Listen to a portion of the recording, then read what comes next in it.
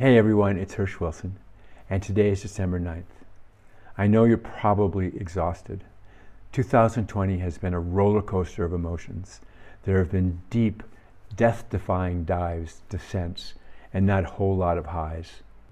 Although we can imagine that next spring and summer will be brighter, we still need to get through a very dark winter, and that's what I want to talk about. First, I want to take a lesson from my mom. In the middle of a Minnesota winter, we'd be stuck in our house. There'd be 8 of us. It would be below zero outside. It'd be dark at 4. We'd be irritable and cranky and depressed. And my mom would start collecting seed catalogs. And she would start planning out her gardens for the spring, because she knew that eventually warmth would come, the spring would come, warm soils would come. It was an unstoppable force. There's a Talmud saying that reflects my mom's intuition. In the middle of the darkest night, act as if the morning has already come. Now, as we approach a dark night, it's vital to use your imagination, to see in your mind's eye what summer could be like. Maybe we'll have a joyous 4th of July. Maybe we'll have a normal beginning of the school year where kids complain about summer being over, and they hug their friends, and they carry the books around in backpacks. And maybe there'll be sports again in the fall. I'm a soccer coach, so that's really important to me. When we despair the most, that is the time to imagine a brighter future. Now I know I'm 70 years old, so it's easier for me to understand that nothing lasts forever. It's easy for me to understand, because I've seen it, that this too shall pass. But it's important now to keep your eye on the prize. The next part I want to talk about is a little more difficult, because it calls upon us to be brave.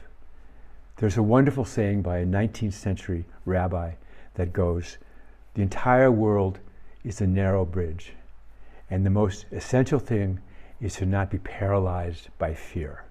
I think of it this way. It's a narrow, rickety bridge over a deep canyon that sways in the wind. Of course it's terrifying, but we have to cross it, because that's life. It takes all our courage and discipline to step out onto that bridge. But I imagine that I'm following thousands of people, of individuals who have made the same journey.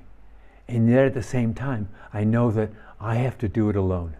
There are voices in my head that tell me I will die, I will fall, or I will crouch down and cling onto the bridge and not move. These are the voices that we must quiet. Fear never goes away, but we can negotiate it. We can be afraid and still move forward. The next few months we will be crossing this bridge, and there's a couple of things we need to remember before we begin. The first thing to remember is that we can make it. We follow in the footsteps of billions of humans who have taken extraordinarily difficult journeys.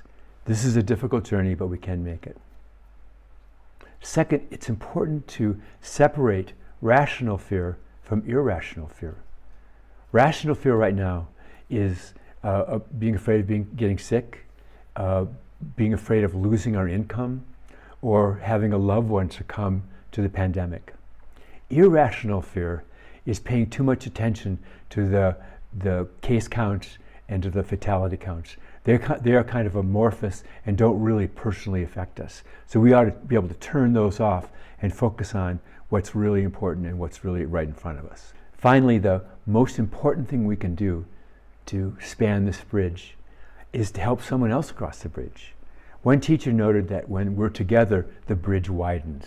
Years of being a first responder, a firefighter, have taught me that there are simply things we cannot do alone. In difficult times, you need the hand on your shoulder, and you need to put your hand on the shoulder of the person in front of you, and then you move forward. The fire service, we think of it as a brotherhood and a sisterhood. Together, we calm the anxiety. Together, we take care of each other, and we cross that bridge. And more than anything, that is what we need now.